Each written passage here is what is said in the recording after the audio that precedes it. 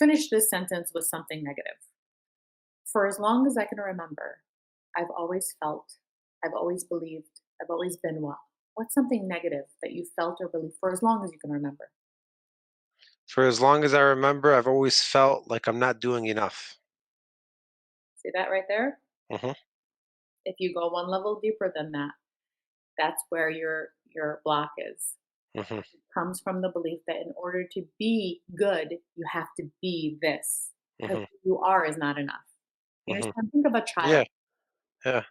So my whole entire practice at Evolution is fundamentally under the premise that every single one of us has an unconscious belief that we're not enough.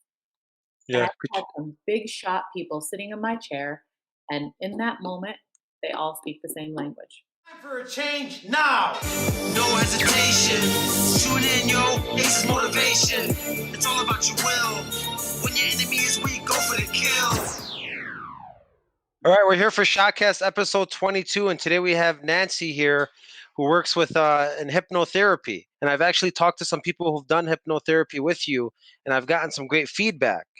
I brought you on the show today to talk about the power of hypnotherapy, what it's all about, because obviously I had it all wrong when I talked to you yesterday about it. And I wanted to just kind of pick your brain here for the show and the audience listening. So could you tell us a little bit about yourself and how you got into this? Sure. Well, first off, thanks for having me. Of course. Any chance I get to explain what hypnotherapy is and break the misconceptions, I'll take it. Yeah, Now, because yesterday I thought it was like, yeah. and you laughed You at me, did so I better than thought, most people. Most people tell me if are you gonna make me, bark like a dog or quack like a chicken. So, I mean, I'll take a little clock any day over. yeah. But yeah, so I'm a master's level psychologist, and I have a certification in hypnotherapy. I also Hmm. am a life coach, and I'm trained in two other modalities. But primarily, the things that I do at my office is I do therapy that taps into subconscious mind. Hmm. So it's totally different than traditional therapy in that you're not coming in and just talking about your feelings and processing things. The reason is because the human mind is 95% subconscious Hmm. and 5% conscious. Hmm. So the conscious mind is the one you're using now. It's the analytical part of your brain. It's the logical, reasonable opinion part of your brain. It's the Hmm. part that says, do you like Brussels sprouts or not? But the subconscious mind is the apps that you've downloaded. There's the software of your mind. You blink with your subconscious. You breathe, you walk, you talk, you chew. Everything you do automatically is coming from your subconscious mind. So I like to explain it as the apps that were downloaded from birth through the age of 7. Hmm. That's when subconscious is being formatted. Have you ever heard somebody say it's like riding a bicycle? Oh, it's just like, Yeah. okay. The reason they say that is because if you downloaded the app for riding a bike as a little boy, you can get back on that thing 25 years later and the program automatically kicks in. You never lose the information that was downloaded from your subconscious. True. And so you don't have to keep learning how to walk every single day and chew, right? Uh-huh.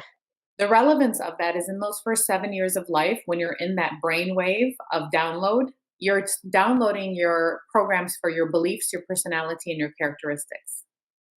By the time you're 7 years old, you already know if you are worthy, loved, safe, good enough, shy, outgoing, fat, athletic. All of those beliefs get downloaded into your mind in those first 7 years. And so you spend the rest of your life with this 95% software that you downloaded in those first 7 years. Hmm. And the only access you have beyond that is the conscious mind, which is only 5%. So you spend the rest of your life thinking about who you want to be and making these, goals and vision boards and reading these self-help books and talking to your therapist. The only problem is that you can process things a million times over, but you're only accessing 5%. And if there are blocks in the subconscious that say you are not worthy or you are not good enough, you can run around in circles with that 5%, but you're always going to be dominated by the subconscious. So once I Hmm. discovered the power of that, all of my therapy is based on reprogramming and rewiring the subconscious mind. Wow. Did you say it's up to 7 years old? Up through 7 years old, correct. So you're saying after 7, is that like a fact that your subconscious mind is set in stone and molded? It's pretty much molded. There are two ways to download new information into the subconscious mind post the age of 7. Okay. And that is through a traumatic experience. So, if or you were assaulted in a parking lot, your brain will instantly download a program for fear of that situation Okay. without negotiation. See, how do you download a program in the subconscious mind? Is you have to get it past the conscious rational part.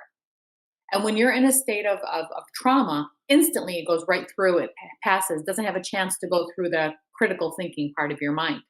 And Okay. so it immediately becomes a program. Yeah. Second way to download a program after the age of 7 is through repetition. But when I'm talking repetition, I don't mean like reading an affirmation every day. I'm talking doing something over and over and over and over and over again until your brain has no choice but to download a program like driving. Uh-huh. Why it's called autopilot, right? Yeah. So you don't pay attention anymore when you drive because you downloaded a program for driving and your leg knows where to press the gas, press the brakes, steering wheel, talk on the phone, do all these things because it's autopilot from a program in your subconscious. Okay. So the So bulk of your mind is programmed by the age of 7. got it. So you said like things like being loved and like being confident or those kind of things like that come in. Or what about for people that gain love or gain confidence or they change after 7? So everybody changes after 7. The problem is that you are if you have a program that is conflicting with who you're becoming, you're going to work either you're never going to get to where you want to be or you're going to kill yourself trying because just imagine you're against the current of 95%. Got it. Why people hustle, hustle, hustle, try, try, try, try, try, and they exhaust themselves because they're working against their subconscious. And what I Okay. do is I create a harmony between subconscious and conscious so everything is flowing in the direction you want it to go. Okay. How did you get into this first before we get into more deeper into this? Honestly, I had just heard about it. So I was a school psychologist for 11 years. Okay. I worked with your sister, Oh, who's a okay, cool. special ed teacher, and I Uh-huh. was a psychologist at the school that she worked at. And my job was to test kids for special education. And one Okay. of the biggest issues I had doing that for as long as I did was I really fought against the idea of labeling a child, especially young. Uh-huh. And I always felt like if you told him he had a disability, somehow, some way, he would manifest it, right? And this Uh-huh. is before I even knew the power of subconscious. And so I would resist all the time. And I'd be like, how do you know he's ADHD? What if he's got anxiety? What if he's hungry? What if he's got stuff going on at home? And I was very frustrated because I felt like we were helping create beliefs in children that they would live with the rest of their lives. And so I always knew that working in the schools wasn't going to be my permanent place, even though I loved it and I loved the parents and the children and my colleagues. But I Uh-huh. always knew I needed to be somewhere else. It was in my gut. And Yeah. I had heard one time about somebody going to a consultation to quit smoking because hypnosis is primarily mainstream known for quit smoking with hypnosis or lose weight. Yeah. So this girl had gone to a consultation with this guy who wanted to quit, and he was like, "Oh, this is so stupid. She's going to program my mind." And she walks away thinking, "What? She's going to program his mind?" So she Yeah. tells me about it, and I start investigating, and I'm like, "This is cool." So I Yeah. scheduled a session for myself. I'm like, "I'm going to give this a try," and I tried something that was very easily measurable, and it was I was smoking nargile Yeah. and shisha. Yeah. And I was like, you know what? If she can make me quit, this stuff is real. So she did. Really? I did not even crave it at all. How And many sessions did you do to stop? 3, Wow. yeah. Okay. And I didn't even want to quit, which she's a superstar in my book because I don't do smoking. I transferred into a different realm. But Yeah. I understood from that is that there's a skill there that is underutilized. Like Uh-huh. here I am lying on a couch in her office taking a nap while she talks to me, and all of a sudden my behavior is different. And I didn't find that mind control. I found it like super empowering. Uh-huh. And so I immediately started looking for programs. I got certified, I did my training, I got mentored and still stayed at the schools and didn't leave even though I was certified. Uh-huh. And people were like, "What are you going to do with this?" And I'm like, "Oh, I'm going to leave when I get tenured." I don't want to abandon the kids. They need me, right? And so Yeah. it was like, "Wow, that's great reasoning." It wasn't until I did a couple of my own hypnotherapy sessions where I released some of my blocks that I realized it had nothing to do with that. Yeah, I love the kids. Yeah, I wanted to get tenured. The real block was in my subconscious. It was my fear of letting go of security and launching into something brand new with no Mm. safety net. Uh-huh. And the moment I did my sessions, I swear to God, I don't even realize how it happened. I just started, like, I was like, oh, that's a nice office space. Or, oh, let me grab this printer.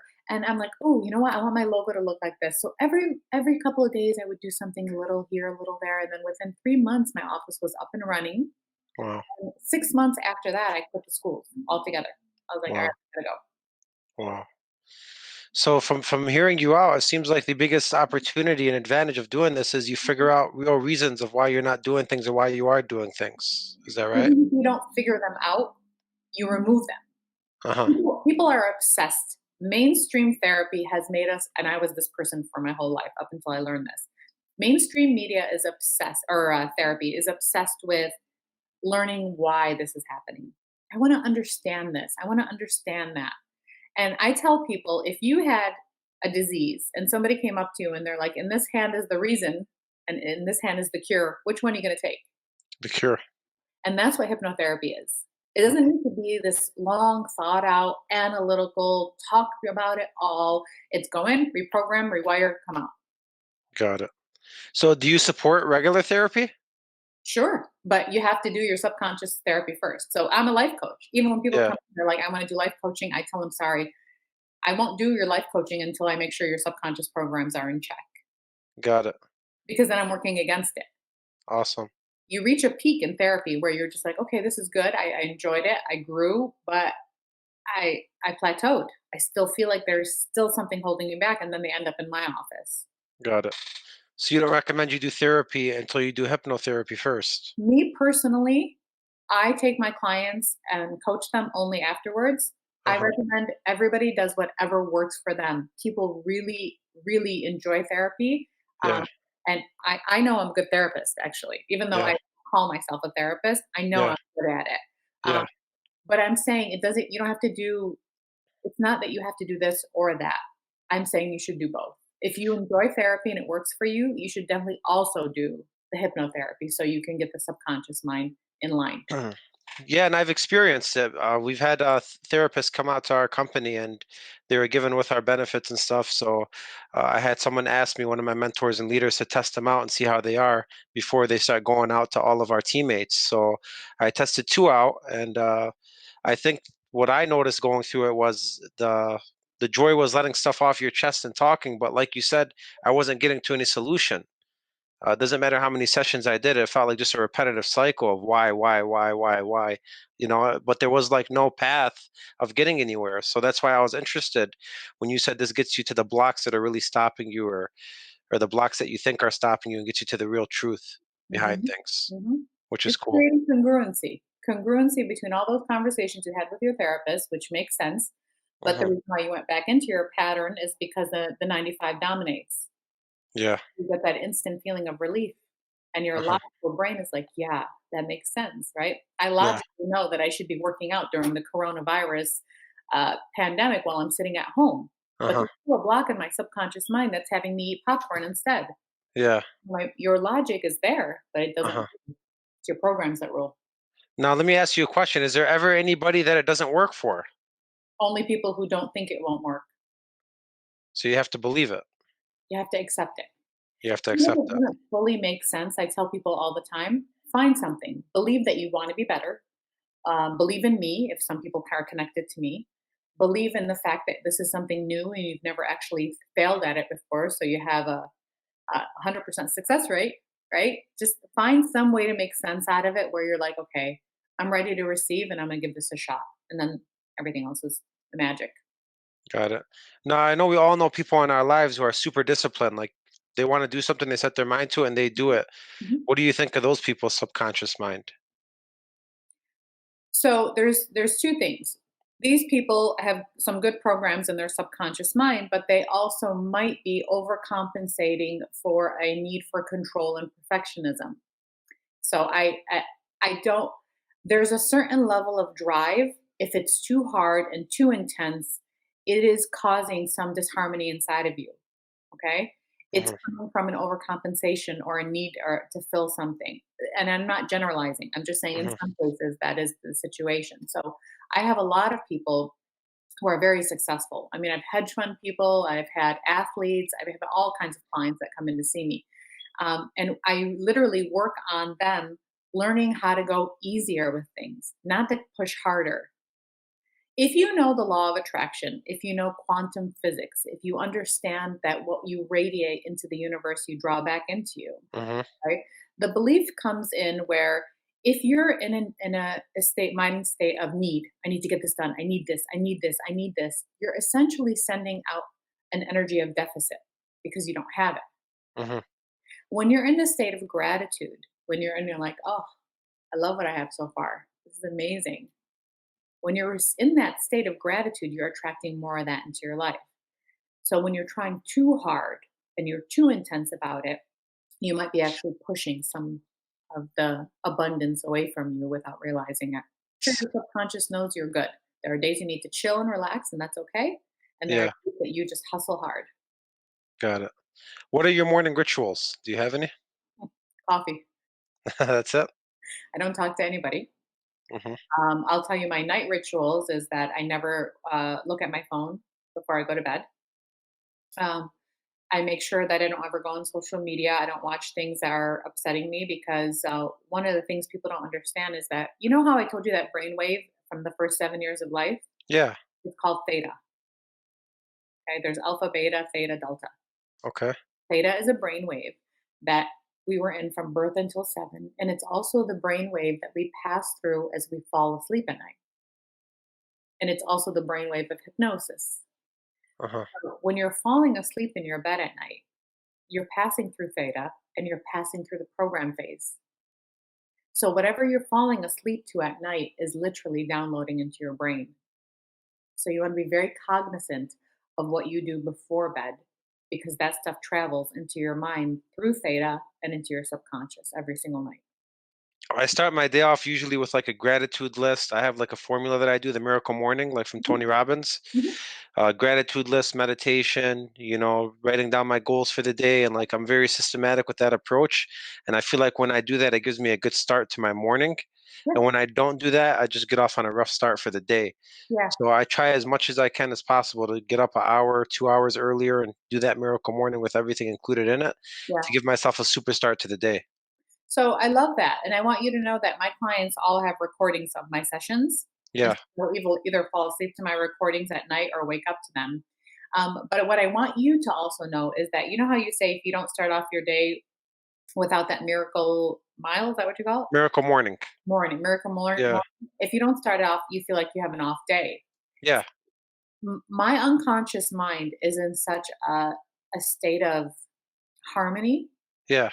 that I don't if I do it, it makes me feel even better. If I don't do it, I don't have an off day. Does that make sense? Yeah. You still feel good regardless. I'm in that harmony inside Yeah. of me. So I have a balance inside of my unconscious. And Yeah. so for me, it's like an automatic energy. Like falling asleep at night, I'm visualizing my goals. I don't have Yeah. to say them in affirmations, but it's really good for people to say them. And one of the techniques I talked about in an interview I did yesterday is record your own voice, your affirmations, Yeah. add some delta waves in the background. So if you go to YouTube and you put delta waves, it's that very kind of hypnotic zen. Uh-huh. And then repeat them over and over again. So it's an extended period of time and fall asleep to your affirmations at night. It's even more powerful than reading them when you wake up in the morning. Yeah. Goes right into your subconscious. Nice. So like when you say like 1 to 7, the thing that I wonder is I don't remember anything from 1 to 7. Most people don't. But Follow. yet you're saying that the subconscious was programmed from those years. So everything that's ever happened to you is in your database of your subconscious. Your Yeah. subconscious is the storehouse of all of your memories from pre-birth, last trimester of your being in your mom's stomach Okay. up until today. Every single thing that's happened is filed in your subconscious. You may not consciously remember any of these things, but it's alive, fully alive. Okay. So are you saying that because I have a baby coming hopefully in May, Oh, okay. Congrats. and this is the last trimester, so are you saying if I master and do things a special way for the first 7 years, I can make this baby an absolute machine when they grow up? You see? All I'm hearing right now is you projecting. You don't wanna make make him a machine, you wanna make him happy. You wanna make Yeah. him balanced, you wanna make him calm, you wanna make him peaceful, you wanna make him feel secure. Uh-huh. That's your golden ticket. Uh-huh.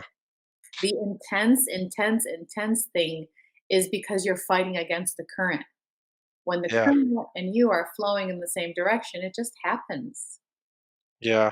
I think it's because a lot of my mentors that I follow and stuff are very aggressive I know. towards their inspiration and motivation. Yeah. And I kind of feel like that's the way I get inspired. Yeah, I love very it. tough on myself.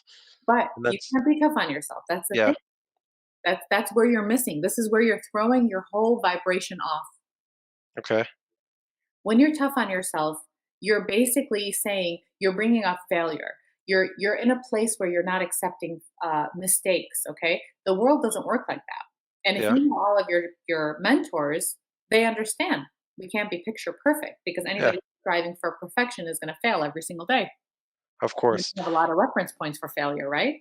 Yeah. But sometimes I have trouble finding the balance in between when it's like it's okay and you're always living in a kind of a zen. I feel like you lose balance and control of what you really want. So that's why I try to stay on the more aggressive side where I'm just super I laser beam promise you, focused on my goals. I promise you, if you come over to this side, you'll Yeah. understand how much more effective it is. And how long does it take to come over to that side? Well, my clients say that it should be my office should be called Evolution Hypnotherapy, giving 0 Fs daily. Yeah. That's how my clients feel. They come Okay. in like high strung. They're upset with the person on the road. This guy cut me off. They're intense, intense, intense, and then each time they come in, they just get calmer and calmer. And now that and I mean, my clients will typically do like my detox, which is about 10 sessions roughly. Yeah. And by then, they're still getting stuff done, but they're getting it at a place of of harmony and like a homeostasis, right? So it's a place in the mind and body where you're even, you're centered, and then your mind works optimally when you're in that space. So you're sharper, you're more effective. It requires less work because it's more precise. Mm. Make sense? Yeah, it makes a lot of sense. When's your birthday? I'm a Virgo, September No, 22nd. I was gonna say it. I was gonna say it. I should have said it because it was on camera. I should have said, "Are you a Virgo?" Because it has been playing in the back of my mind. Yeah. All right. So what I would work on with you is to chill out. So you believe in horoscopes? I mean, I've seen it too many times. I don't want to get into that part of it because sometimes people think that you lose credibility with that. So we won't go. Okay. But creating balance in your Yeah. life is where you need to be. You have an all or nothing personality. That's why you Yeah. go the dark side. If you have balance and you're like, okay, I had a cookie today, then you won't feel like, forget it, I screwed up my whole diet. And then you go to the dark side. Yeah. And then tomorrow I'm going to start clean and it's going to be perfect, perfect, perfect. And then you're going to crash. That's exactly right. I won't work on eating with you or smoking with you. I'd work on your perfectionism, your need for control, your micromanaging, and where that comes from, and just have you create an acceptance of self and flow with life. And then you're going to notice when you're not working so hard, you're just attracting things into your life naturally without having to fight for it. And you won't have to go so black and white, all or nothing. How would that lead to me not smoking no more though? I would work on the undertone of what you have is anxiety, which is pretty much everybody. Whether you recognize that or not, it's there. And Mhm. if you do, because your personality is a go-getter and you're not going to be crying in the corner, you're like, Yeah. my anxiety is not going to kill me. So I'm going to go out there, I'm going to hustle and make sure I never put myself in a situation where I feel weak, I feel unaccomplished, I feel like I'm lagging, I feel unhealthy. I'm going to stay ahead of it. I'm going to stay ahead. Yeah. And so Uh-huh. you try to be in control. You try to anticipate everything and keep, yourself in that state. Mhm. But life doesn't work that way. And so I worry with people who have a perfectionist mindset that the first failure hits you harder than it might hit somebody who's just like, okay, I can hang. I made a mistake. Okay. Mhm. By the way, I have undertones in my personality like this too. I Mhm. work hard on going away from it because it can actually paralyze you. Yeah. Your smoking is a coping mechanism for you right now. It's your friend. I won't Mhm. take away your friend until I take away the anxious feelings, the intensity, you know, Uh-huh. the stress. Once I Yeah. take that away and you're calm, then I take away your pacifier. Anybody who comes in for weight, smoking, I don't care what it is that they want to work on, I make sure that the subconscious mind is in a place of inner calm, inner peace, confidence, self love. And then you take away the thing that's keeping them comforted. So you're pretty much saying you find peace within with somebody, you make them feel peaceful and at zen at life, and then everything else will follow after that. And people get more motivated and people find more success and people attract more things into their lives. I've never reached out to anybody. I've never ever said, "Hey, can you have me on your show? Can you interview me?" I just know the universe is bringing stuff to me Yeah, and things come, you know? There's a balance, of course. So if you have a combination of being assertive and also ready to receive, then you're in the optimal place and you are just like a champion. yeah, You have to just know it's coming. You don't have to chase, chase, chase. Just saying in general, when yeah, things are coming from a place of a lot of intensity, it actually keeps you on a high altitude of so your body works for you when it's in a calm state. hmm, And if you're in an intense fight or flight, or if you're in an anxious place, you're actually taking blood flow away from your heart, your brain, your lungs, and sending it into your extremities because you're either going to fight or flight. hmm. That's where the intensity comes in, right? Got Sometimes it. it's adrenaline, and I like that too, but you have to Yeah, be able to tell which one is which. Because yeah, people who are kind of more "woe is me," they'll feel it and call it anxiety. People like yeah, you who are a go-getter, you're like, "Nope, this is not. This is adrenaline." But it actually might be undertones of anxiety, right? hmm, So you want to make sure that your subconscious, your nervous system, your body feels calm, working at its optimal levels, you're balancing in life, you're flowing with life. Once you flow with it, it'll flow back with you. It is anxiousness and it is insecurity and it might be an overcompensation. And men and a lot of women don't recognize that. We don't see it unless it's an outward, like full blown, what you commercially know as panic. hmm, Everybody tells me I don't have anxiety. yeah, There's no way that you can live on this earth and be part of life and the programs around you without having some program for anxiety.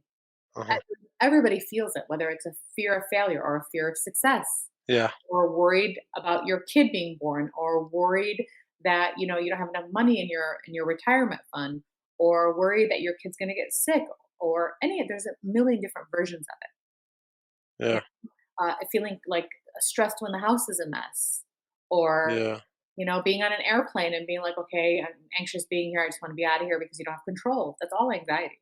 yeah, And so I go under the premise that everybody has it. And I go under the premise that everybody has an unconscious belief deep, deep down inside that they're not good enough. It took me forever to find out what mine was because I'm kind of, I'm like, I come off very confident and everybody thinks I'm confident and I thought I was. It took me so long to identify what mine was. And I yeah. found out later in life that my belief is so finish this sentence with something negative.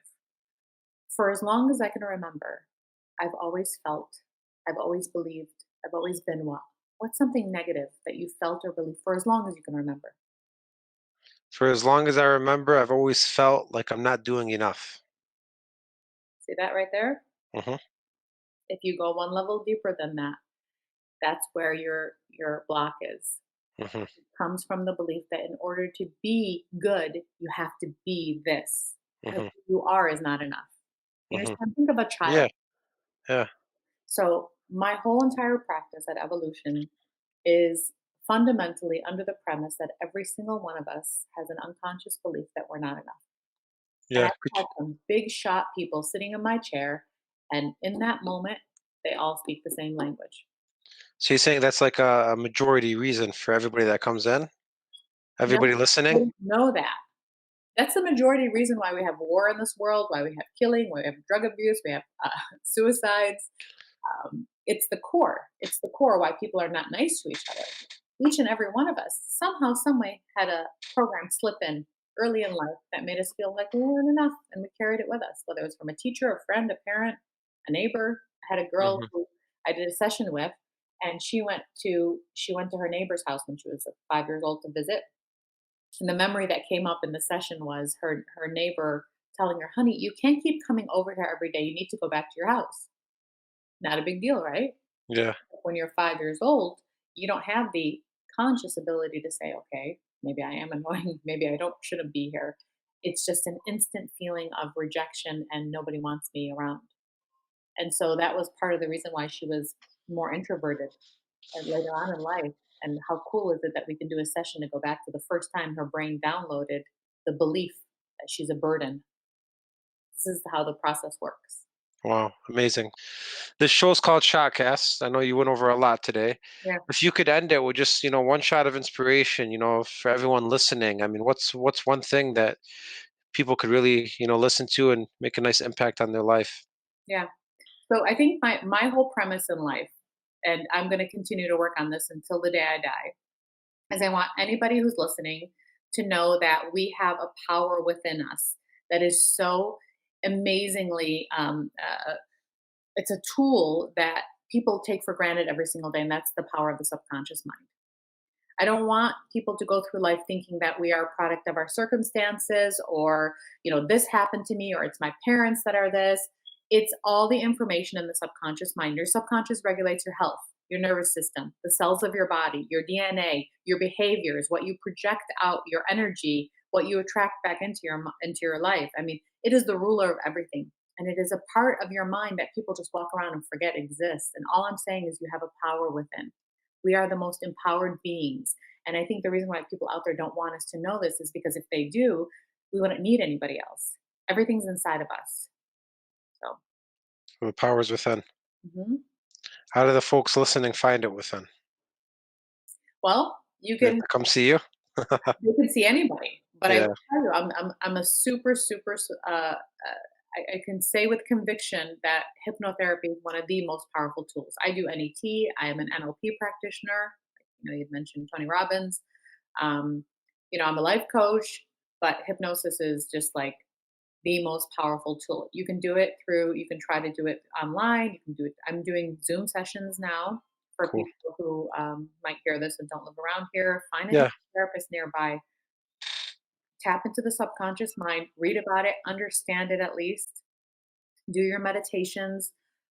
Meditation is the number one way to access subconscious. And so use those tools, whether you're listening to a YouTube recording, which sometimes I do if I don't have anybody, my colleague around, I'll just pop in a meditation on YouTube.